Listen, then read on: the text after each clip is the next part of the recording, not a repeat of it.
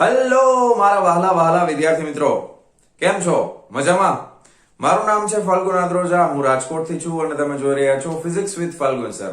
અને વહાલા વિદ્યાર્થી મિત્રો, અત્યારે આપણે જોઈ રહ્યા છીએ ધોરણ 11 ફિઝિક્સ ચેપ્ટર નંબર 7 કણોના તંત્રો અને ચાક ગતિ, કે જેમાં લાસ્ટ લેક્ચરની અંદર આપણે કોઈ એક કણનું કોણીય વેગમાન, પછી કણોના તંત્ર માટે લાગતું ટોર્ક અને કોણીય વેગમાન એટલે કે કુલ કોણીય વેગમાન, અને એના પછી કોણીય વેગમાનના સંરક્ષણનો નિયમ, આટલી વસ્તુઓ વિશે ચર્ચા કરેલી હતી અને એના ઉપર આધારિત એક દાખલો પણ આપણે જોયો હતો. બરાબર? અને હવે આપણે શરૂ કરવા જઈ રહ્યા છીએ એના પછીનો ટોપિક, કે જેનું નામ છે દ્રઢ પદાર્થનું સંતુલન. તો સૌથી પહેલા ટોપિક શરૂ કરતા પહેલા આપણે સંતુલન શબ્દથી પરિચિત થવાનો પ્રયત્ન કરીએ. જો કે તમને સંતુલન વિશે ખબર પણ છે.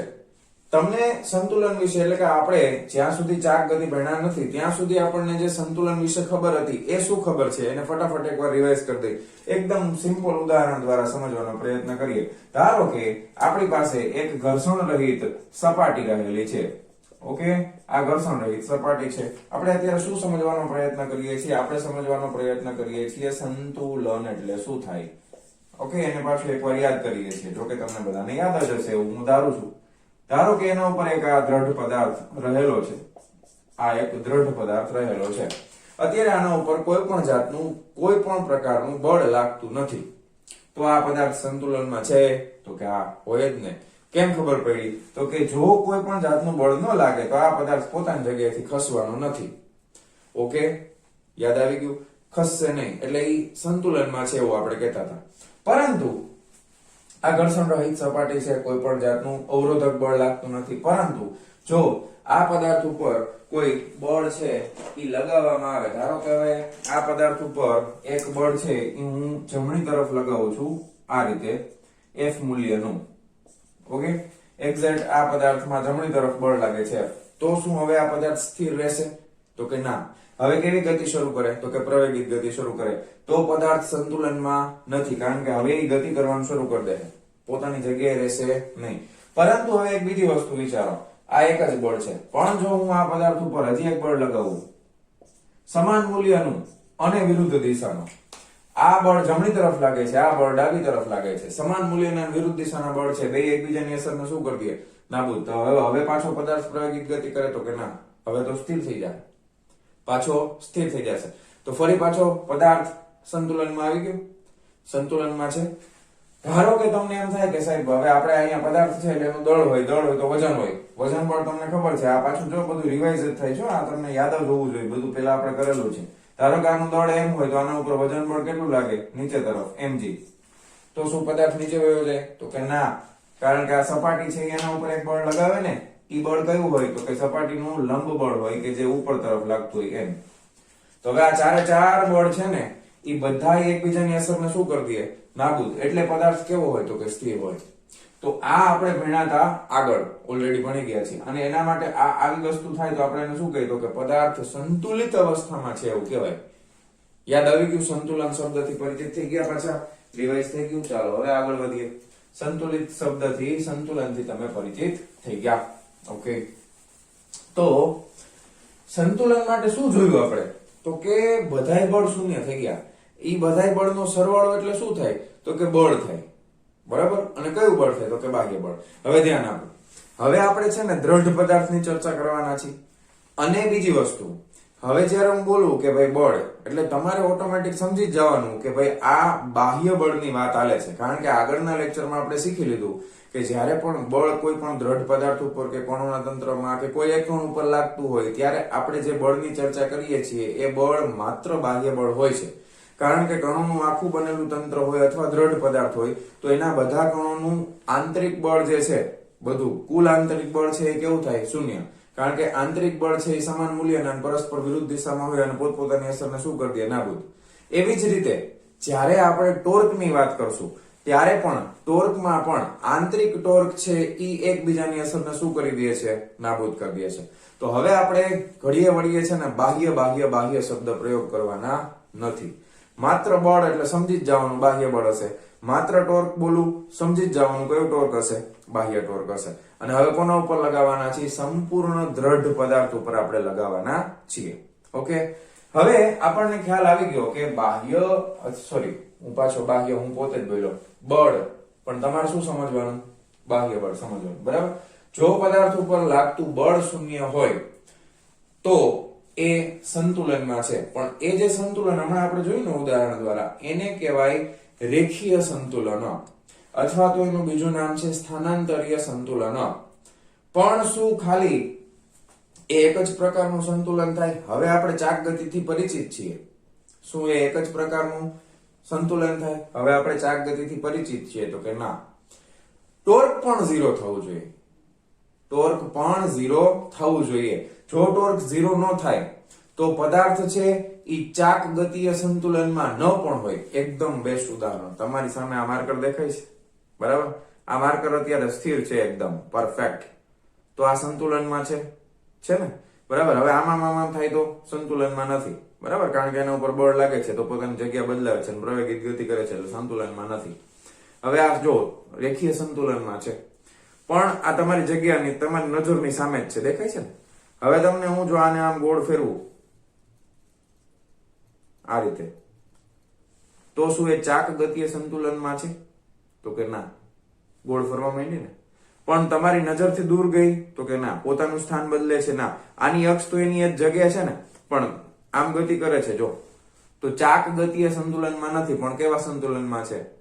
રેખીય સંતુલનમાં છે, જગ્યા નથી બદલતી. સમજાણું? તો હવે આપણે બંને પ્રકારના સંતુલનને ધ્યાનમાં લેવા પડશે. સ્થાનાંતરીય સંતુલન એટલે કે રેખીય સંતુલન, અને બીજું કોણીય સંતુલન, અથવા તો એનું બીજું નામ છે ચાક ગતિય સંતુલન.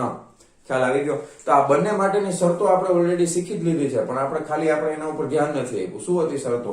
તો કે રેખીય સંતુલન માટે આપણે એક સૂત્ર ભણ્યા હતા, અને એ હતું રેખીય વેગમાનનો સંરક્ષણનો નિયમ. ધ્યાન આપો. એ શું હતું? તો કે રેખીય વેગમાનનો સંરક્ષણનો નિયમ. હવે રેખીય વેગમાનના સંરક્ષણના નિયમ માટે સમીકરણ શું આપણે જોયું હતું? તો કે રેખીય વેગમાનમાં થતા ફેરફારનો સમયદર એના બરાબર શું થાય? તો કે એના બરાબર થાય બાહ્ય બળ.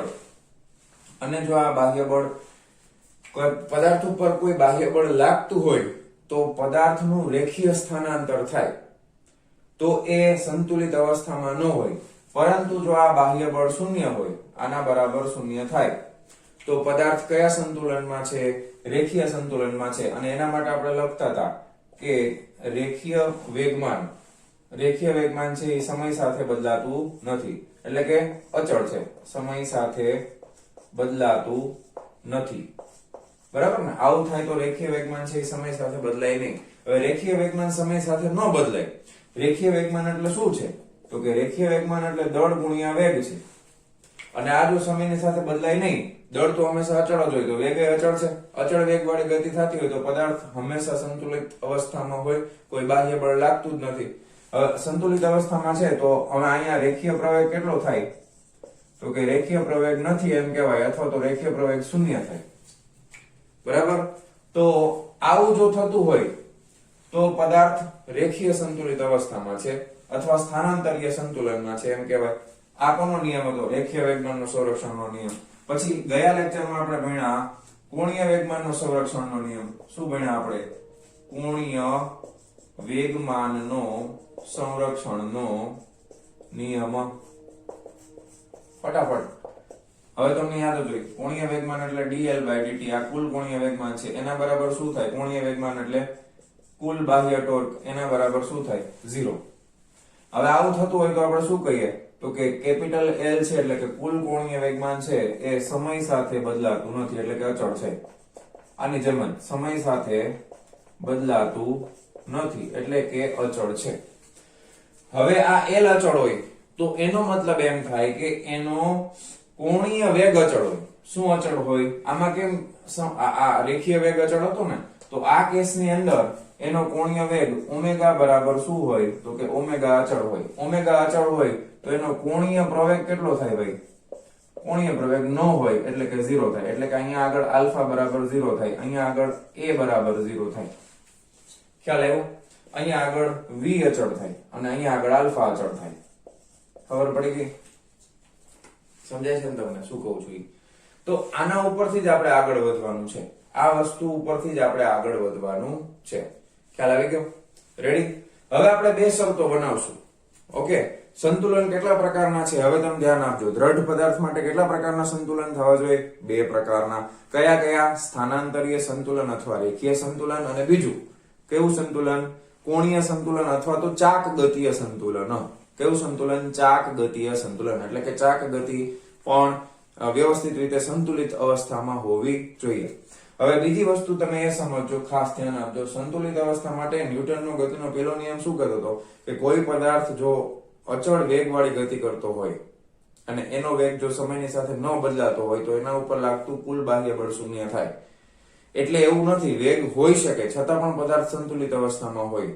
ચાક ગતિમાં પણ ઓમેગા અચળ છે, એનો મતલબ શું થઈ ગયો? તો કે એક સરખી નિયમિત વર્તુળ ગતિ કરે છે, બરાબર છે. એક સરખા સમયમાં એક સરખું કોણીય સ્થાનાંતર થાય તો ઓમેગા અચળ હોય. એનો મતલબ એમ કે ગતિ થતી નથી એવું નથી, પણ એક સરખા સમયમાં એક સરખી ગતિથી ફરે છે તો પણ એ ચાક ગતીય સંતુલનમાં છે એવું કહેવાય. ખાલી ધ્યાન શું આપવાનું છે? પ્રવેગ શૂન્ય થવો જોઈએ. ધ્યાન આપજો. પછી તમે એમ નહીં સમજવાનું કે આમ ચાક ગતિ થાય છે એટલે એ સંતુલનમાં નથી, એવું નહીં. જો એક સરખી થતી હોય એક સરખા સમયમાં, દાખલા તરીકે સેકન્ડ કાંટો છે ઘડિયાળનો, એ 1 મિનિટમાં એક ચક્કર પૂરું કરે, બીજી 1 મિનિટમાં બીજું ચક્કર પૂરું કરે, તો શું એ ચાક ગતીય સંતુલનમાં છે? તો કે આ છે. શું કામ? કારણ કે એનો ઓમેગા અચળ થઈ ગયો ને, બરાબર. ઓમેગા અચળ થઈ ગયો તો આલ્ફા બરાબર 0 થઈ ગયું, તો એ ચાક ગતીય સંતુલનમાં છે એવું કહેવાય, બરાબર. એટલે એ ખાસ તમારે મગજમાં રાખવાનું છે. તો ફટાફટ આટલી વસ્તુ નોટ ડાઉન કરી લ્યો, બરાબર. સૂત્ર તમને ટેક્સ્ટ બુકમાં એવું કીધું છે કે ઓલું સમીકરણ, વળી તમે પાછળ જોવા જશો એ ખરેખર આ જ સમીકરણની વાત કરે છે, બરાબર. એ ખરેખર કયા? આ બે સમીકરણોની જ વાત કરે છે. રેડી? હાલો હવે આગળ વધશું. ક્લિયર? ચાલો આને જવા દો. હવે આપણે જોઈએ કે બે વસ્તુ આપણને ખબર પડી. શું ખબર પડી? તો કે પેલું આપણને એ ખબર પડી કે કુલ બાહ્ય બળ, બાહ્ય શબ્દનો પ્રયોગ નથી કરવાનો, એટલે કે કુલ બળ એટલે કે બધા બળોનો સદિશ સરવાળો શૂન્ય થવો જોઈએ. અને બીજું કુલ ટોર્ક એટલે કે બધા કણો ઉપર લાગતા ટોર્કનો સદિશ સરવાળો શૂન્ય થવો જોઈએ. ઓકે, એટલે પહેલા આપણને ખબર પડી કે જો કોઈ દ્રઢ પદાર્થ ઉપર લાગતા બધા બળોનો સદિશ સરવાળો શૂન્ય થવો જોઈએ, એટલે કે પહેલું બળ છે સદિશ F1 પ્લસ બીજું બળ છે સદિશ F2 plus dot dot dot n નંબરનો કણ છે એના ઉપરનું બળ છે સદિશ Fn બરાબર શું થાય? તો કે બધાનો સરવાળો છે એટલે સિગ્મા ક્યાંથી ક્યાં સુધી થાય? તો કે I બરાબર 1, આપણને ખબર જ છે. I બરાબર 1 થી લઈ અને n માં કોણ સુધી છે, અને આ Fi I માં કોણ ઉપર લાગતું બળ છે, બરાબર. ઓકે, અને આના બરાબર શું થવું જોઈએ? તો કે આનો સરવાળો છે એ શૂન્ય થવો જોઈએ, અને એ જો શૂન્ય થાય તો પદાર્થ કયા સંતુલનમાં છે એમ કહેવાય. આના બરાબર શું થવું જોઈએ? શૂન્ય. ચોખ્ખું બળ, નેટ ફોર્સ કેવું થવું જોઈએ? શૂન્ય. જો આ શરતનું પાલન થાય તો પદાર્થ સ્થાનાંતરીય સંતુલનમાં છે તેમ કહેવાય. એટલે કે એનો રેખીય વેગ કેવો હોય? અચળ હોય. રેખીય પ્રવેગ શું હોય? તો કે શૂન્ય હોય. હમણાં જ બધું સમજાયું. બીજું આપણને એ ખબર પડી, તો આ શરત નંબર 1, આને કહેવાય શરત નંબર 1. આ શરત નંબર 1 કોના માટે છે? તો કે પદાર્થ સ્થાનાંતરીય સંતુલનમાં છે કે નહીં ચેક કરવું હોય તો આ શરતનું પાલન થવું જોઈએ. બીજી શરત માટે આપણને ખબર છે τ1 વત્તા τ2, ઓકે, ટાઉ કયો અથવા ટો કયો, અને τn ઇક્વલ ટુ સિગ્મા ક્યાંથી ક્યાં સુધી? 1 થી લઈ અને n સુધી I માં કણનું ટોર્ક ઇક્વલ ટુ 0. આ શરતનું પાલન થાય તો પદાર્થ ચાક ગતિમાં સંતુલનમાં છે તેમ કહેવાય, બરાબર. અથવા તો એને તમે કહી શકો ચાક ગતીય સંતુલનમાં છે તેમ કહેવાય. રેડી?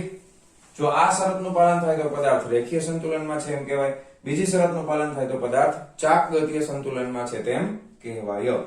ઓકે, ખ્યાલ આવી ગયો? હાલો હવે આગળ વધીએ. હવે તમને ધારો કે ચાક ગતીય સંતુલન અને રેખીય સંતુલન કોઈ એક સંદર્ભ બિંદુને ધ્યાનમાં લઈને આપણે ગણીએ છીએ ને, ઉગમ બિંદુને ધ્યાનમાં લઈને ગણીએ છીએ ને, તો ધારો કે કોઈ પદાર્થ ચાક ગતીય સંતુલનમાં કે આપણે ચેક કરતા હોય અને ત્યારે જ જો પદાર્થનું સંદર્ભ બિંદુ બદલાવવામાં આવે, ઓકે, તો શું આ ચાકગતીય સંતુલનની શરત છે એનું એ શરત બદલાઈ જશે કે આની યાદ રહેશે, એવું તમને કીધું છે. ખ્યાલ આવે શું કહું છું? ધારો કે તમે એક દ્રઢ પદાર્થ લઈ લીધો આ રીતે. હવે આ દ્રઢ પદાર્થ છે એના માટે તમે અત્યારે ઉગમ બિંદુ અહીંયા રાખેલું છે, ધારો કે ખાલી સમજવા ખાતર આ z અક્ષ, આ x અક્ષ, આ y અક્ષ. તો ઉગમ બિંદુ એટલે સંદર્ભ બિંદુ એટલે આ થઈ ગયું O, બરાબર. હવે આ દ્રઢ પદાર્થના બધા કણો એટલે અલગ અલગ કણો અલગ અલગ જગ્યાએ આવેલા હોય ને, તો એ બધા માટે સંદર્ભ બિંદુ કયો આવશે? તો કે અહીંયાથી તમે સ્થાન સદિશ લેશો. હવે જો ગણતરી કરતી વખતે હું આ સંદર્ભ બિંદુ છે એને બદલી અને આને ઉપાડીને અહીંયા ક્યાંક લઈ જાઉં, બરાબર, એટલે કે હવે આ x y z અહીંયા આવી ગયા એવું સમજો, તો શું આ શરતનું પાલન થાય? પ્રશ્ન એમ છે. તો શું આ બીજા નંબરની શરતનું પાલન થશે? તો કે થશે, જો શરત 1 નું પાલન થતું હોય તો. જો શરત 1 નું પાલન થતું હોય એટલે કે જો પદાર્થ સ્થાનાંતરીય સંતુલનમાં હોય અને જો એ પદાર્થનું સંદર્ભ બિંદુ છે એ તમે કોઈ પણ જગ્યાએ લઈ જશો તો એની ચાકગતીય સંતુલનમાં કોઈ અસર જોવા મળતી નથી. ચાકગતીય સંતુલનમાં પદાર્થ રહેવાનો જ છે. જો પદાર્થના ઉગમ બિંદુને એટલે કે સંદર્ભ બિંદુનું સ્થાન બદલાવવામાં આવે, પરંતુ જો તે પદાર્થ સ્થાનાંતરીય સંતુલનની શરતનું પાલન કરતું હોય, એટલે કે જો પદાર્થ સ્થાનાંતરીય સંતુલનમાં હોય તો એ ઉગમ બિંદુનું સ્થાન બદલાવાથી ચાકગતીય સંતુલનમાં એની કોઈ પણ અસર જોવા મળતી નથી. એટલે તમારે ખાલી એટલું યાદ રાખવાનું કે જો પદાર્થ ચાકગતીય સંતુલનમાં હોય તો એનું સંદર્ભ બિંદુ તમે બદલી નાખશો તો એનાથી એના ઉપર કોઈ અસર જોવા મળશે નહીં. ખ્યાલ આવ્યો? સમજાય છે શું કહું છું? Okay, ready? ચાલો, વેરી ગુડ, સરસ. હવે આગળ વધીએ છીએ.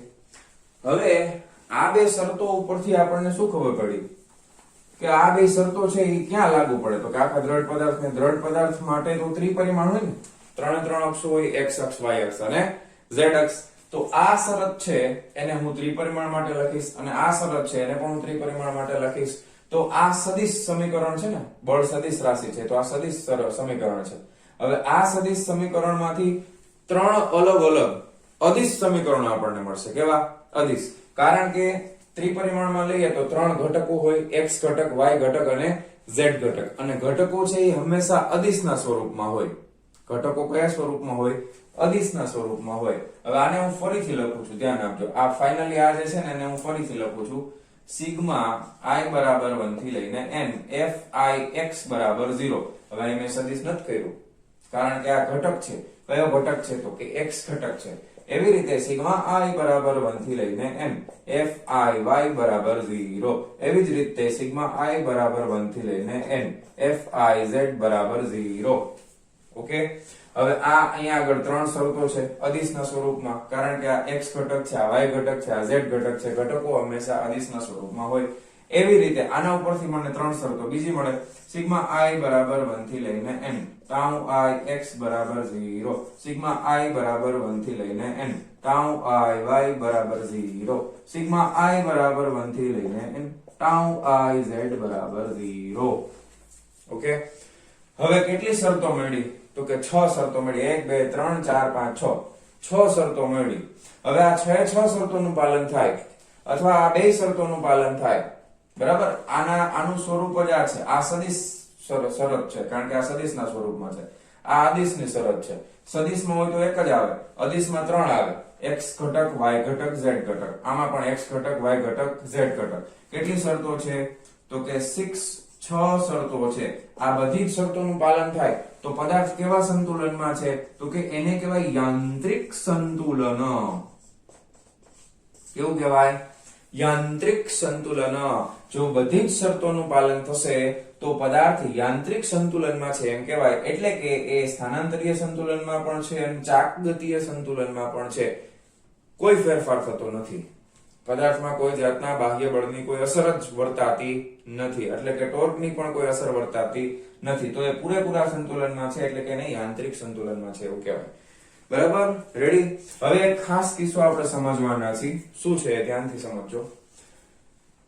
મોટા ભાગના કિસ્સાની અંદર બધા બળો છે ને એ એક જ સમતલ ઉપર લાગતા હશે. એક જ સમતલ ઉપર લાગતા હોય એટલે ધારો કે આ બોર્ડ છે એ એક સમતલ થઈ ગયું.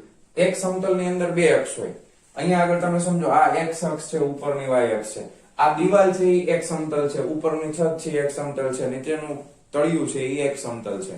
હવે બધા બળો એક જ સમતલમાં લાગે છે તો આમાંથી કેટલી શરતોનું પાલન થવું જોઈએ? બહુ સરસ વસ્તુ છે, ધ્યાનથી સમજજો. જો ધારો કે તમને સમજાવવા માટે હું અત્યારે બે અક્ષ પસંદ કરું છું. ધારો કે આ એક સમતલ છે, એમાં બે અક્ષ છે, x અક્ષ અને y અક્ષ. હવે આ સમતલમાં છે ને બધાય બળ લાગે છે, બધાય બળ આ જ સમતલ ઉપર લાગે છે, ગમે એ દિશામાં લાગતા હોય. ધારો કે એક બળ આમ લાગે છે, એક બળ આમ લાગે છે, એક આમ લાગે છે, બરાબર, એક આ રીતે લાગે છે. ધારો કે આ F1 છે, આ F2 છે, પછી આ F3 છે, આ F4 છે. હવે હું તમને એમ કહું કે અહીંયા સ્થાનાંતરીય સંતુલનમાં છે આ, તો બધાય બળો એકબીજાની અસરને નાબૂદ કરતા હશે. બધાય બળો શું કરતા હશે? એકબીજાની અસરને નાબૂદ કરતા હશે. હવે એના માટે તમારે ખાસ સમજવાનું કે સંતુલન કરવું એટલે કેવી રીતે કરવાનું. તો કે આ બધાય બળ હોય ને એના બે ઘટકો લેવા પડે. એક સમક્ષિતિજ ઘટક એટલે કે x ઘટક બનશે અને એક શિરોલંબ ઘટક એટલે કે y ઘટક બનશે, બરાબર. તો હવે આને જો F1 ને દર્શાવવું હોય તો એનો એક સમક્ષિતિજ ઘટક લેવાનો, એનો એક શિરોલંબ ઘટક લેવાનો. F2 ને લેવું છે તો સમક્ષિતિજ ઘટક લેવાનો, શિરોલંબ ઘટક લેવાનો. F3 ને લેવું છે તો સમક્ષિતિજ ઘટક લેવાનો, શિરોલંબ ઘટક લેવાનો. F4 ને લેવું છે તો સમક્ષિતિજ ઘટક લેવાનો, શિરોલંબ ઘટક લેવાનો. હવે આ બધા જો એક બિંદુ પાસે ભેગા કરવાના. આ બધાના જે આ બિંદુ છે ને એને એક જ બિંદુ પાસે લઈ લેવાનું, બરાબર. એટલે ફાઇનલી તમને અમુક બળ છે એ બધા આ તરફ મળશે, અમુક બળ છે એ આ તરફ મળશે, અમુક ઉપર તરફ મળશે, અમુક નીચે તરફ મળશે. પણ આપણને શું ખબર પડશે કે જેટલા બળ આ તરફ છે ડાબી તરફ એટલા જ જમણી તરફ હશે, જેટલા ઉપર છે એટલા જ નીચે હશે. એટલે પદાર્થ કયા સંતુલનમાં આવી ગયો? સ્થાનાંતરીય સંતુલનમાં. કારણ કે આ પદાર્થ ઉપર લાગતું ચોખ્ખું બળ કેવું થઈ ગયું? શૂન્ય. પણ શરતો કેટલી જરૂર પડે? જો આમાંથી બે જ ગામ છે, x અને y. x અને y આમ હોય તો કયા ઘટક શૂન્ય થવા જોઈએ? x ઘટક અને y ઘટક. ખ્યાલ આવ્યો? તો પદાર્થ રેખીય સંતુલનમાં આવી ગયો. તો આમાંથી કઈ કેટલી શરતોની જરૂર પડી? બે શરતોની. આમાંથી એકની જરૂર પડવી જોઈએ, આમાંથી પણ એક શરતની જરૂર પડશે, ચાક ગતિની. હવે જો ચાક ગતિ આ રીતના તમે સમતલ લ્યો ને તો બે જ રીતે ઉદ્ભવી શકે. કારણ કે બળ છે આ સમતલ ઉપર જ લાગે છે. બળ લાગતું હોય અને તમે ત્રિજ્યા, તમે કોઈ પણ અંતર તમે લેશો, ત્રિજ્યા તમે લેશો તો બે વસ્તુ શક્ય છે. ધારો કે હું તમને સમજાવું કે આ કોઈ બળ છે અને આ કોઈ ઉગમ બિંદુ છે. ધારો કે આ F1 કે F1 બળને ધ્યાનમાં લો, ધ્યાનથી સમજો. તમે અહીંયાથી સ્થાન સદિશ લ્યો છો તો ટોર્ક એટલે શું થાય? R ક્રોસ F થાય ને. હવે R આમ છે, F આમ છે, તો એ શું થાય? હંમેશા XY સમતલ, x અક્ષ અને y અક્ષ થી બનતા સમતલને લંબ સ્વરૂપે જ ટોર્ક હશે. ઈ કાં તો અંદરની તરફ હોય કાં તો બહારની તરફ હોય. એટલે અક્ષ જે આવશે ને ટોર્ક માટેની ઈ માત્ર z અક્ષ આવે. જો સમજો, આમ કરીએ તો અંગૂઠો અંદર તરફ, આમ કરીએ તો અંગૂઠો બહાર તરફ. જેટલું અંદર તરફ હોય એટલું જ બહાર તરફ હોવું જોઈએ. એટલે શરત 0 થવી જોઈએ, બરાબર. એટલે ટોર્ક 0 થવું જોઈએ. તો આમાં કયો અક્ષ આવ્યો? ટોર્ક માટે કયો અક્ષ આવ્યો? ધ્યાન આપો, z અક્ષ આવ્યો. જો ખાસ સમજો. તો ત્રણ શરતોમાંથી બે શરતો છે એ સ્થાનાંતરીય સંતુલન માટેની અને એક શરત છે એ ચાક ગતીય સંતુલન માટેની. તો માત્ર ત્રણ શરતો હોય એનાથી પણ આપણને પૂરેપૂરું કન્ફર્મ થઈ જશે કે આખો પદાર્થ છે એ યાંત્રિક સંતુલનમાં છે. તો આ ખાસ કિસ્સો છે, ધ્યાન આપજો. કારણ કે આપણે ઘણા બધા આપણે જે મોટા ભાગના દાખલા કરવાના હોય એમાં ત્રિપરિમાણમાં લેવા જઈએ તો બહુ અઘરું પડી જાય. એટલે આપણે મોસ્ટ ઓફ એક્ઝામ્પલ ની અંદર બધા બળો છે એક જ સમતલમાં લાગતા હશે, બરાબર. એટલા માટે આપણે માત્ર ત્રણ શરતોને ધ્યાનમાં લેવાની થશે, 1, 2 અને 3. હવે તમને એમ થાય કે સર આ તમે XY સમતલ લીધું એની બદલે ધારો કે YZ હોત તો? જો YZ સમતલ હોત તો આ Y વાળી શરત, આ Z વાળી શરત, પણ આમાં કઈ આવી જશે? આમાં X વાળી આવી જાય, બરાબર. એટલે ટૂંકમાં XYZ ત્રણે ભેગા થઈ જવા જોઈએ.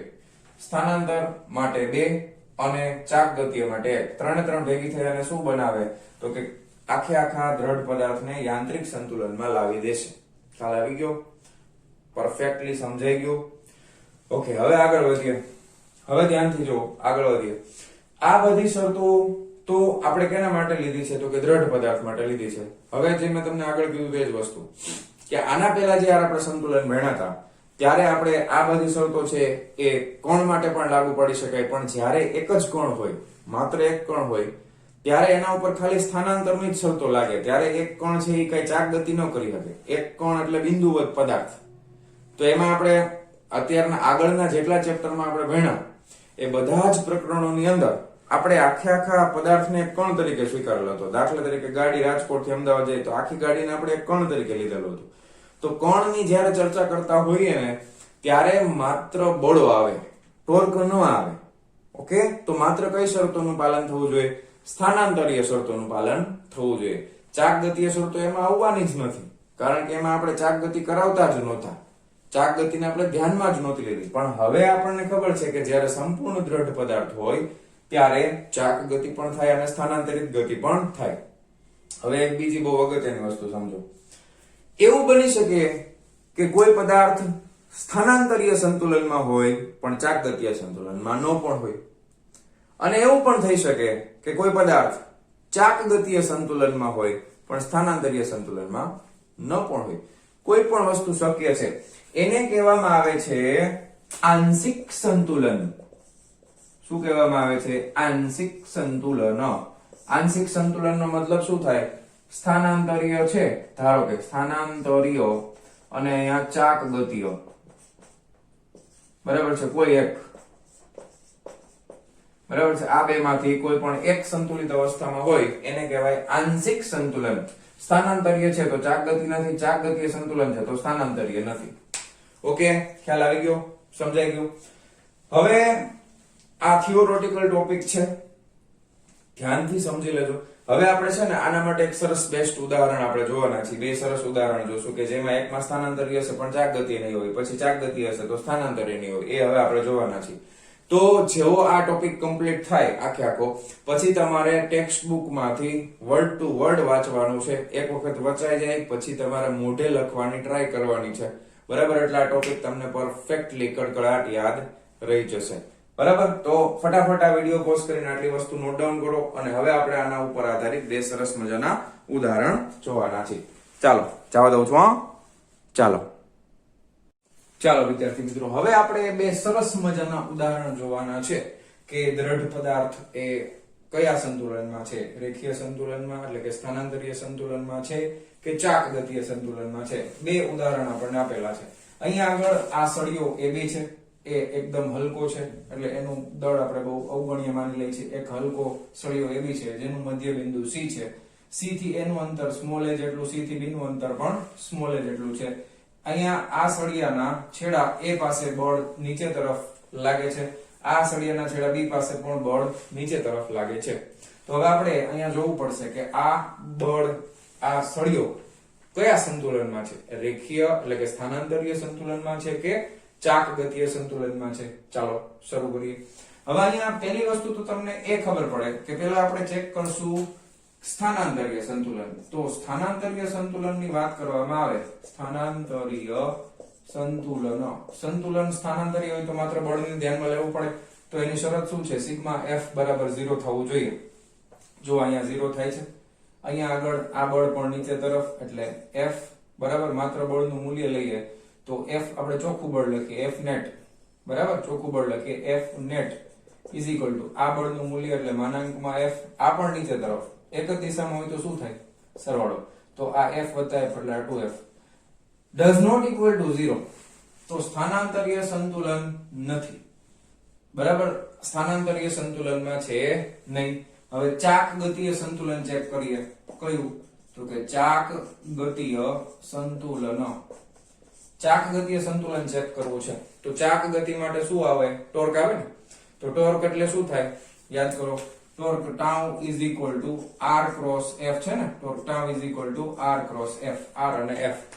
હવે ધ્યાન આપો, r cross f છે એટલે આપણે કોઈ એક યાદચ્છિક રીતે ઉગમ બિંદુ નક્કી કરવું પડે, સંદર્ભ બિંદુ લેવું પડે. તો આપણે છે ને C બિંદુને સંદર્ભ બિંદુ તરીકે લઈ લઈએ. તો અહીંયા આગળ સ્થાન સદિશ એટલે અહીંયાથી આ અંતર છે એ કેટલું થાય? તો કે a જેટલું થાય. બરાબર, તો એ આ તરફ છે કારણ કે આ ઉગમ બિંદુ અહીંયા 0 0 આપણે કન્સિડર કરશું ને, આપણે ધારેલું છે આ 0 0. તો આ સ્થાન સદિશ r અને f આ તરફ. હવે આપણે સદિશ ગુણાકાર માટે બંનેની પૂંછડી ભેગી કરવી પડે. એટલે આને છે ને, હું ધ્યાન રાખજો, આકૃતિ આવી રીતે બનશે. આ ડાબી તરફની આ a સદિશ, બરાબર, અને f નીચે તરફ છે એટલે f આમ, કારણ કે પૂંછડીમાં પૂંછ ભેગી કરો તો આપણને સદિશ ગુણાકાર મળે. હવે r ની બદલે a છે તો હવે તમે a ક્રોસ f કરો, a ક્રોસ f કરશો તો ક્રોસ ગુણાકાર કરો છો એટલે જમણા હાથની આંગળીઓ a ની દિશામાં રાખવાની. જો a ક્રોસ f તો અંગૂઠો ક્યાં આવે છે? 12 તરફ. અંગૂઠો ક્યાં આવે છે? બહાર તરફ. તો આના માટે ટોર્કની દિશા ક્યાં હોય? તો કે પુસ્તકના પાનાની બહાર તરફ. ક્યાં આવે? તો કે પુસ્તકના પાનાની બહાર તરફ. બરાબર? ટોર્ક આ દિશામાં આવશે, આમ ફરશે, કુમરી મારશે. એટલે અહીંયા આ દિશા થઈ. બરાબર? હવે હાલો બીજા ભાગની વાત કરીએ. અહીંયા આગળ જોઈએ તો અહીંયા આગળ આ ઉગમ બિંદુ આ છે, તો એના માટે સ્થાન સદિશ અહીંયાથી તમે લેશો તો આ તરફ થાય ને, એ આ તરફ થાય અને ઓલું આ તરફ થાય. તો હવે આ બેયના પૂંછડીને ભેગી કરવાની છે, એટલે અહીંયા પૂંછડી રાખીએ. એટલે આ બાજુ છે સ્થાન સદિશ A અને F છે એ ક્યાં છે? તો કે F છે એ નીચે છે. બરાબર? F નીચે છે. તો હવે અહીંયા પણ R ક્રોસ F કરવાનું છે, એટલે અહીંયા જમણી હાથની આંગળીઓ A તરફ, F આમ. બરાબર? તો અંગૂઠો ક્યાં આવ્યો? પુસ્તકના પાનાની અંદર તરફ. અંદર જાય છે ને, મારે બોર્ડ પણ તમે પુસ્તકમાં હોય એટલે પુસ્તકના પાનાની અંદર તરફ. તો અહીંયા આગળ ટોર્ક આ દિશામાં છે, તો આના માટે ટોર્કની દિશા કઈ છે? પુસ્તકના પાનાની અંદર તરફ. બરાબર? હવે બે ટોર્કનું મૂલ્ય તો સરખું જ થવાનું છે ને, ટોર્કનું મૂલ્ય, કારણ કે જો આ બે વચ્ચેનો ખૂણો 90 નો, અહીંયા પણ ખૂણો કેટલાનો છે? 90 નો. તો sin 90 RF sin 90 એટલે 1 થાય, એટલે એનું મૂલ્ય કેટલું થશે? માનાંકમાં ટોર્ક F લખું આપણા કેસમાં, એનું મૂલ્ય થશે AF. બરાબર? પુસ્તકના પાનાની બહારની તરફ. અહીંયા પણ ટોર્કનું મૂલ્ય કેટલું થશે? તો કે ટોર્કનું મૂલ્ય AF થશે. ક્યાં આવશે? પુસ્તકના પાનાની અંદર તરફ. સમાન મૂલ્યના અને વિરુદ્ધ દિશાના છે, તો પરિણામી ટોર્ક શૂન્ય થાય છે. પરિણામી ટોર્ક શૂન્ય થાય છે. tau net is equal to શૂન્ય. ચોખ્ખું ટોર્ક છે એ શૂન્ય થાય છે. તેથી ચાક ગતિય સંતુલનમાં છે. કયા સંતુલનમાં છે? ચાક ગતિય સંતુલનમાં છે. સ્થાનાંતરીય સંતુલનમાં નથી, ચાક ગતિય સંતુલનમાં છે. બરાબર? ખ્યાલ આવી ગયો? હવે કેસ નંબર 2 લઈ લઈએ આપણે. કેસ નંબર 2, આનો આજ સળિયો, બધી વસ્તુ આની આજ, પણ અહીંયા આગળ જે બળ નીચે તરફ હતું એની જગ્યાએ અહીંયા બળ ક્યાં કરી લીધું? તો કે ઉપર તરફ. ઓકે, સરસ. હવે સૌથી પહેલા ચેક કરશું સ્થાનાંતરીય સંતુલન. સ્થાનાંતરીય સંતુલન. બરાબર? સ્થાનાંતરીય સંતુલન માટે આપણે શું ગોતવું પડે? તો કે ચોખ્ખું બળ F net. બરાબર? હવે આ ઉપર તરફ છે એટલે F, આ નીચે તરફ છે એટલે માઈનસ F. તો બરાબર શું આવી ગયું? 0. તો સ્થાનાંતરીય સંતુલન માં છે, આ સ્થાનાંતરીય સંતુલન માં નથી. આ ચાક ગતિય સંતુલન, વળી પાછું તમને ભૂલાઈ ન જાય, સંતુલન માં છે. બરાબર? સ્થાનાંતરીય સંતુલન માં છે કારણ કે નેટ ફોર્સ કેવું થઈ ગયું? 0. કુલ બાહ્ય બળ કેવું થઈ ગયું? 0. કારણ કે એક ઉપર એક નીચે, બળનો સરવાળો કરીએ, સદિશ સરવાળો ઉપર નીચે તો 0 થાય છે. રેડી? હવે ચાક ગતિય સંતુલન ચેક કરો. ચાક ગતિય સંતુલન, વળી પાછું અહીંયા આપણે સંદર્ભ બિંદુ આ લઈ લઈએ એટલે R ક્રોસ F. હવે ફટાફટ આમાં કરું છું. આ R એટલે આ પૂંછડી ભેગી કરવાની. બરાબર? અને F એટલે અહીંયા આવશે. બરાબર? હમણાં આપણે જોયું હતું. આમાં R ક્રોસ F કરો. બરાબર? R ક્રોસ F કરો એટલે પાછું આનું આ જેવું ને, આમ પુસ્તકના પાનાની બહાર તરફ. પુસ્તકના પાનાની બહાર તરફ. અને આ કેસમાં ચેક કરો. B છેડા માટે, આ A છેડા માટે હતું. B છેડા માટે આ A. બરાબર? આ A છે. F છે એ અહીંયાથી લેવું પડે, એટલે હવે આમ થઈ ગયું. જો હવે આ જો તો A ક્રોસ F કરવાનું ને, R ક્રોસ F એટલે A ક્રોસ F, પુસ્તકના પાનાની બહાર તરફ. આ પણ પુસ્તકના પાનાની બહાર તરફ. તો પરિણામી ટોર્કનું મૂલ્ય કેટલું થાય ભાઈ? બેયનો સરવાળો. બે છે તો 90 જ ના, બે છે તો 90. AF વત્તા AF એટલે કેટલું થાય? 2AF does not equal to 0. તો ચાક ગતિય સંતુલનમાં નથી. ચાક ગતિય સંતુલનમાં નથી. અહીંયા આમાં નથી. ચાક ગતિય સંતુલનમાં નથી તો કેમ ફરે? જો ધ્યાન આપો. આ છે આમ જાય, આ છે આમ જાય. તો આખે આખો સળિયો કઈ દિશામાં ફરશે? આમ. ઠીક છે. હવે આવી ગતિ હોય ને, આવી ગતિ એ ચાક ગતિ થઈ ગઈ, ગોળ ફરે છે એટલે કઈ દિશા થઈ ગઈ? વિષમ ઘડી દિશામાં. ઓકે, હવે આના ઉપરથી આપણે વ્યાખ્યા આપવાની છે. કોની વ્યાખ્યા આપવાની છે? તો કે આપણે જે વ્યાખ્યા આપવાની છે એ મેં તમને પહેલા કીધું હતું, હું તમને પછી સમજાવીશ. એ શબ્દ છે બળ યુગ્મ. એને બળ યુગ્મ એટલે ટોર્ક જ થાય. બળ યુગ્મ કોને કહેવાય? તો કે બંને બળો કોઈ એક દ્રઢ પદાર્થ પર બંને બળોની કાર્યરેખા એકબીજાથી અલગ હોય, બંને સમાન મૂલ્યના બળો વિરુદ્ધ દિશામાં લાગતા બળો ની કાર્યરેખા વચ્ચે અમુક અંતર હોય તો એવા પ્રકારની ગતિ એટલે બળ યુગ્મ રચે છે, જેને શું કહેવામાં આવે છે? ટોર્ક પણ કહેવામાં આવે છે.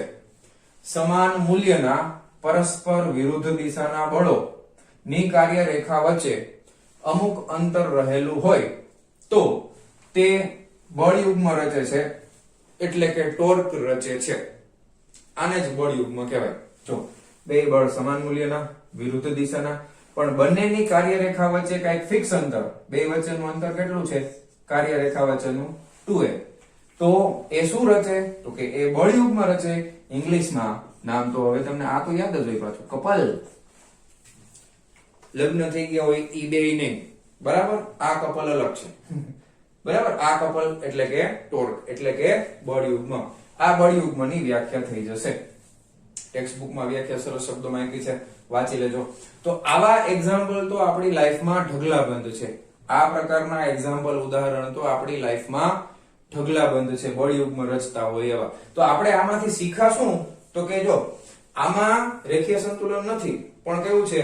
ચાકગતીય સંતુલન. આમાં સ્થાનાંતરીય સંતુલન છે, પણ ચાકગતીય સંતુલન નથી. તો આંશિક સંતુલનમાં છે એવું કહેવાય. એક હોય બીજું ન પણ હોય. એવું પણ જોશું બે સંતુલનમાં હોય, એવું પણ શક્ય છે કે બંને વસ્તુ એક હારે સંતુલનમાં હોઈ પણ શકે, બરાબર? બે એક હારે પણ સંતુલનમાં હોઈ શકે, બની શકે. એવા ઉદાહરણ પણ આપણે જોવાના છીએ. તો અત્યારે આપણે જોયું કે આંશિક સંતુલન કોને કહેવાય. હવે આ બળ યુગ્મના ઉદાહરણ કેટલા છે? તો કે સિમ્પલ, ઢાંકણું ખોલવું હોય, પાણીની બોટલ ઉપર ઢાંકણું હોય, એને ખોલવું હોય તો આંગળીથી પણ એક બાજુ ફોર્સ લાગે અને અંગૂઠાથી બીજી બાજુ સમાન મૂલ્યનો વિરુદ્ધ દિશામાં બળ લાગે, એટલે શું થઈ જાય? બળ યુગ્મ થઈ જાય. ખ્યાલ આવ્યો? પછી ગાડીનું સ્ટેરિંગ, ગાડીનું સ્ટેરિંગ હોય, તમે આમ ફેરવો તો આ બાજુથી આમ બળ લગાવો છો, અહીંયાથી આમ બળ લગાવો છો. સાયકલનું હેન્ડલ આમ કરો છો. ચાવી લગાવીએ કોઈ વસ્તુમાં, ચાવી લગાવીએ તો અંગૂઠાથી ઉપર, આંગળીથી નીચે તરફ, સમાન મૂલ્યના વિરુદ્ધ દિશાના. કોઈ વસ્તુને ગોળ ફેરવવાની. ઘણીવાર કુંડી ખોલવા વાળા હોય, એના હાથમાં મોટો ઓલું એકદમ શું કહેવાય પાનું, બરાબર? એ આખું હેન્ડલ વાળું હોય, આમ કરીને ખોલતા હોય, ખબર છે? આમ. તો એ પણ શું છે? બળ યુગ્મ, એટલે કે ટોર્કની રચના કરે છે. સાયકલ હલાવો છો, પેન્ડલ મારો છો, પેલા આવ્યું હતું ઉદાહરણ. તો પેન્ડલ ઉપર જે પગ મારીએ છીએ, સમાન મૂલ્યના વિરુદ્ધ દિશાના બળો, પેન્ડલ ગોળ ગોળ ફરે છે, તો શું છે? બળ યુગ્મ છે, ટોર્ક છે. ટેક્સ્ટ બુકમાં જે ઉદાહરણ આપ્યું છે એ કોનું છે? તો કે એ આપ્યું છે હોકા યંત્રનું. હોકા યંત્ર, કંપાસ, એની કંપાસની નીડલ હોય, કંપાસની સોય હોય, બરાબર? આ રીતના, બરાબર? આનું પ્રકરણ છે ને ચુંબકીય સોય માટેનું, આપણે 12મા ધોરણમાં ડિટેલમાં જોવાના છીએ. ધારો કે અહીંયા છે ને ઉત્તર ધ્રુવ છે, બરાબર? પૃથ્વીનો, અને આ બાજુ ક્યાંક દક્ષિણ ધ્રુવ છે. તો આ ચુંબકીય સોયનો આ ઉત્તર છેડો છે, આ દક્ષિણ છેડો છે. તો આ છેડો કઈ બાજુ જવાનો ટ્રાય કરે? આ બાજુ, બરાબર? પૃથ્વીનું ચુંબકીય ક્ષેત્ર છે આ તરફ છે, એટલે આ હોકા યંત્રની સોય આમ જશે અને આ છેડા ઉપર આ તરફ બળ લાગશે. ખ્યાલ આવ્યો? તો આને પણ શું કહેવાય? બળ યુગ્મ કહેવાય. આવા તો ઢગલાબંધ ઉદાહરણ છે. ઓકે, આટલી વસ્તુ ફટાફટ નોટ ડાઉન કરો અને હવે આપણે આના ઉપર આધારિત એક દાખલો જોવાના છીએ, બરાબર? તો વિડીયો પોઝ કરી અને ફટાફટ મસ્ત આ છે ને સરસ મસ્તીનું મેં લખ્યું છે, આ રીતે તમે ટેબલ બનાવી આકૃતિ દોરી અને લખજો, બરાબર? બની શકે કે ટેક્સ્ટ બુકમાં બહુ શોર્ટમાં બતાવી દીધું છે, પણ આ રીતે તમે કરશો તો તમને લોંગ ટાઈમ સુધી યાદ રહેશે. ચાલો, તો ફટાફટ વિડીયો પોઝ કરીને લખી નાખો. ચાલો, જવા દઉં છું. ચાલો વિદ્યાર્થી મિત્રો, હવે આપણે જોવાના છે ઉદાહરણ નંબર 7.7. શું કહે છે પ્રશ્ન? દર્શાવો કે કોઈ બળ યુગ્મની ચાક માત્રા એ બિંદુ પર આધારિત નથી કે જે બિંદુને અનુલક્ષીને તમે ચાક માત્રાઓ લીધી હોય. આ આપણે થિયરીમાં પણ આગળ સમજ્યા હતા. હવે તમે ટેક્સ્ટ બુકમાં વાંચશો ને ત્યારે તમને ખબર પડશે કે એમાં એ લોકો ઓલરેડી ઉદાહરણ 7.7 આવ્યા પહેલા જ લખી નાખ્યું છે કે આ ઉદાહરણ વિશે ચર્ચા કરેલી છે, એમ કે એ આના ઉપર આધારિત નથી હોતા. એવું થિયરી વાંચીએ તો હવે આ ઉદાહરણ સમજ્યા પહેલા કેમ ખબર પડે? પ્રશ્ન એ થાય ને. પણ કાંઈ વાંધો નહીં, લખ્યું છે એટલે વાંચી લેજો ટેક્સ્ટ બુકમાં. ન સમજાય ચિંતા ન કરતા, કારણ કે ઉદાહરણ હવે આપણે જોવાના છે, બરાબર? હા, તો બળ યુગ્મ હવે તમને યાદ છે. હવે આપણે એના માટે ઉદાહરણ લેવાનું છે. ધારો કે આપણે સમજી લઈએ કે ધારો કે આપણી પાસે કોઈ એક દ્રઢ પદાર્થ છે આ રીતે, બરાબર. હવે બળ યુગ્મ છે તો આપણે બે બિંદુઓ લેવા પડશે. ધારો કે આ બિંદુ એ છે, આ દ્રઢ પદાર્થ ઉપર કોઈ એક બિંદુ આવેલું છે એ, અને આ દ્રઢ પદાર્થ ઉપર કોઈ એક બીજું બિંદુ છે બી. ઓકે, હવે આ બંને બિંદુઓ ઉપર બળ લાગે છે, સમાન મૂલ્યના અને વિરુદ્ધ દિશાના લાગવા જોઈએ. ધારો કે આના ઉપર સમાન મૂલ્યનું વિરુદ્ધ દિશાનું છે, એટલે ધારો કે આના ઉપર બળ આ દિશામાં લાગે છે, તો અને હું ઋણ ગણું તો -F સદિશ, અને આટલા ને આટલા પણ આ તરફ લેવું પડશે ને આના માટે, આમ, બરાબર. આટલું ને આટલું મૂલ્ય, આટલું ને આટલું પણ દિશા વિરુદ્ધ, એટલે આ છે એ બળ F છે. હવે ધારો કે આ દ્રઢ પદાર્થમાં તમે એવું ધારી લીધું છે કે મારે ઉગમ બિંદુ છે એ અહીંયા રાખવું છે. ક્યાં રાખવું છે? અહીંયા. એટલે કે આ તમારું સંદર્ભ બિંદુ આ છે. ધારો કે આ સંદર્ભ બિંદુ O છે. ખ્યાલ આવ્યો? તો સંદર્ભ બિંદુ O થી તમે એક સ્થાન સદિશ લેશો બિંદુ A માટે, એટલે આ થઈ જશે સ્થાન સદિશ. ધારો કે આને આપણે નામ આપી દઈએ સદિશ R1, અને એક સ્થાન સદિશ તમે B બિંદુ માટે લેશો, એટલે ઉગમ બિંદુથી તમે સ્થાન સદિશ લ્યો છો, એ છે સ્થાન સદિશ R2. ઓકે, અને આ બે બિંદુઓ વચ્ચેનું જે અંતર છે એને આપણે કહીશું આ રીતે સદિશ AB વડે દર્શાવવાના છે. ઓકે, ખ્યાલ આવી ગયો? સમજાય છે? આકૃતિ એક દ્રઢ પદાર્થ છે, એમાં બે બિંદુઓ છે A અને B, બંને ઉપર સમાન મૂલ્યના અને વિરુદ્ધ દિશાના બળ લાગે છે. બંને બળોની કાર્યરેખા એકબીજાથી જુદી છે, ભલે સમાંતર છે, એકબીજાથી સમાંતર છે, પણ કાર્યરેખા એકબીજાથી અલગ છે, વિરુદ્ધ દિશામાં લાગે છે, તો એને શું કહેવાય? બળ યુગ્મ કહેવાય. ઉગમ બિંદુ અહીંયા ક્યાંક લીધું છે. હવે આપણે એવું દર્શાવવાનું છે કે આ જે બળની ચાકમાત્રા એટલે ટોર્ક છે ને, ઈ એટલે કે બળ યુગ્મ છે ઈ આ ઉગમ બિંદુથી સ્વતંત્ર છે, એવું દર્શાવવાનું છે. તો આપણે આ દ્રઢ પદાર્થ ઉપર લાગતું ટોર્ક ગોતવું પડશે ને નિયમ પ્રમાણે. તો ટોર્ક માટે આપણને ખબર છે ટોર્ક કેવી રીતે મળશે? એક બિંદુનું ટોર્ક વત્તા બીજા બિંદુનું ટોર્ક, બેયના સદિશ સરવાળો આપણે કરશું ને. ઓકે, તો અહીં દ્રઢ પદાર્થ પર લાગતું, અહીં દ્રઢ પદાર્થ પર લાગતું કુલ ટોર્ક આપણે લખી નાખીએ. ચાલો, તો કુલ ટોર્ક એટલે A બિંદુ પાસેનું ટોર્ક અને B બિંદુ પાસેના ટોર્કનો સરવાળો. ટોર્ક એટલે થશે R સ્થાન સદિશ R ક્રોસ F. તો આના માટે તમે કરો R1 ક્રોસ F કરો, તો R1 સદિશ ક્રોસ આ -F છે, બરાબર. ગુણાકારમાં શું છે? -F છે, વત્તા બીજું ટોર્ક શું થશે? તો કે R2 ક્રોસ એમાં +F છે. ઓકે, હવે અહીંયા માઇનસ છે ગુણાકારમાં, તો એ માઇનસ ને આપણે બહાર કાઢી લઈએ અને પ્લસ વાળું છે એને પહેલા લખી નાખીએ, એટલે R2 ક્રોસ F સદિશ વત્તા આ માઇનસ આવી જશે ને અહીંયા, તો આ ગુણાકારમાં છે એટલે માઇનસ અહીંયા બહાર આવી જશે. ઓકે, તો અહીંયા થઈ જશે R1 ક્રોસ F. ખ્યાલ આવી ગયો?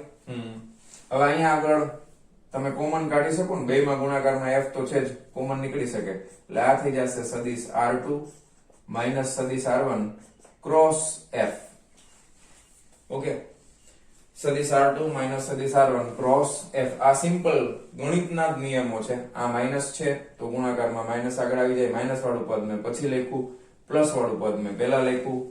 ઓકે, સદિશ સરવાળામાં ક્રમનો નિયમ હાલે છે, એટલે માઇનસ વાળું પછી લખી શકો, પ્લસ વાળું પહેલા લખી શકો, કાંઈ વાંધો નથી. પછી આ R2 અને આ ગુણાકારમાં એક બીજી રાશિ તો કોમન છે, એટલે આની બાદબાકી થઈ જશે, આ કોમન નીકળી જશે FF બેમાંથી. ઓકે, હવે આ સદિશ R2 માઇનસ R1. હવે આકૃતિને તમે જરા ધ્યાનથી જુઓ, તમને બધાને સદિશ સરવાળો યાદ જ હશે છે ને, કે નહીં? એવું માન લઉં છું સદિશ સરવાળો યાદ હશે. ફરીથી યાદ કરી દઉં. સદિશ સરવાળો બે રીતે થાય, સબાચનો નિયમ અને ત્રિકોણનો નિયમ. સદિશ સરવાળો બે રીતે થાય, સબાચનો નિયમ અને ત્રિકોણનો નિયમ. અહીંયા આપણે ત્રિકોણનો નિયમ વાપરીએ, ઈઝી પડશે. જો કેવી રીતે, આ ઉગમ બિંદુઓ છે, બરાબર. આકૃતિ ધ્યાનથી જોજો. એક છે આ સદિશ એટલે R1, બરાબર. હવે આનું શીર્ષ અને એના પાસે સદિશ બીજાની પૂંછડી છે, એટલે આ સદિશ AB ધારો કે નામ આપી દઈ સદિશ AB. તો આની પૂંછ, આનું શીર્ષ, આના શીર્ષ પાસે આની પૂંછ. હવે આની પૂંછથી આના શીર્ષને જોડી દઈ તો પરિણામી સદિશ મળે, તો એ પરિણામી સદિશ R2. તો ત્રિકોણની રીત પ્રમાણે શું લખી શકાય કે સદિશ R1 વત્તા સદિશ AB બરાબર શું થઈ ગયું? તો કે સદિશ R2. બરાબર. આ ત્રિકોણની રીતે આપણે બે સદિશોનો સરવાળો આવી રીતે કરી શકાય. ખ્યાલ આવી ગયો? ખ્યાલ આવી ગયો? તો આ રીતે તમને જવાબ મળે. ત્રિકોણની રીત, સદિશ સરવાળા માટેની ત્રિકોણની રીત. બીજી રીત શું છે? સબાચમનો નિયમ, સમાંતર બાજુ ચતુષ્કોણનો નિયમ. એ નથી પણ આના માટે ત્રિકોણ છે એટલે ત્રિકોણની રીત સાવ ઈઝી પડે, તો ધ્યાનથી સમજજો. પરંતુ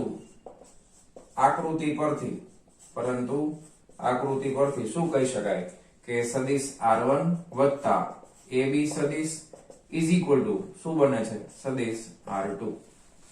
તેથી r2 માઇનસ r1 કરવાનું છે ને, તો આ r1 ને ઓલી બાજુ લઈ જાઓ એટલે સદિશ r2 માઇનસ સદિશ r1 ઇઝ ઇક્વલ ટુ શું થાય? સદિશ ab. હવે અહીંયા આગળ હું શું મૂકી દઉં? આની જગ્યાએ સદિશ ab મૂકી દઉં તો ab સદિશ, બરાબર, સદિશ ab નહીં પણ ab સદિશ ક્રોસ f. હવે ab માં ક્યાં ઉગમ બિંદુ આવે છે? કઈ અહીંયા ક્યાં ઉગમ બિંદુ છે? નથી. તો આના ઉપરથી સાબિત થાય છે કે દ્રઢ પદાર્થ પર લાગતું બળ યુગ્મ, બરાબર, દર્શાવો કે કોઈ બળ યુગ્મની ચાક માત્રા એટલે કે ટોર્ક તે બિંદુ પર આધારિત નથી કે જે બિંદુને અનુલક્ષીને તમે ચાક માત્રાઓ લીધી હોય. ઓ ઉપર આધાર રાખતું નથી. એ કોના ઉપર આધાર રાખે છે? કે જે બે બિંદુઓ ઉપર બળ લાગે છે એ બે બિંદુઓ વચ્ચેના અંતર ઉપર આધારિત છે, પણ ઉગમ બિંદુ ઉપર આધાર રાખતી નથી, કે જે થિયરીમાં આપણે ઓલરેડી ચર્ચા કરેલી હતી. ઓકે, તો આ છે ઉદાહરણ નંબર 7.7 જે સાબિત આપણે કરવાનું હતું. ક્લિયર? તો ફટાફટ લખી નાખો. મારા વહાલા વિદ્યાર્થી મિત્રો, આજનો આ લેક્ચર આપણે અહીંયા પૂરો કરીએ છીએ. મળીએ છીએ નેક્સ્ટ વિડિયો લેક્ચરમાં આના પછીના ટોપિકની સાથે. ત્યાં સુધી આવજો.